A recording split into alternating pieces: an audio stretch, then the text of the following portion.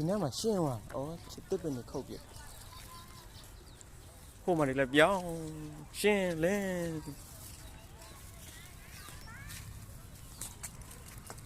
မြောက်တော်မရောက်ဘူးလို့လားလဲနေတာပါပန်းမင်းနေခုတ်ပလိုက်တာပြောင်းနေဟာကစုံညွန့်နေခုစားမှနဲ့တူတယ်ဟဲ့ကစုံညွန့်နေကြဟိုမှာကြားပင်ဟိုမှာကြားပင်နှစ်ပွင့်နော်ခုမရော့ခုဖို့လားပေးဟိုမှာကြားပန်းခုတော့မလေးကြောက်တော့နေနင်းပြီးခုတော့ရောလဲနေမယ်ကောင်တပွင့်မခုအဲ့တပွင့်မခုအဲ့တပွင့်မခု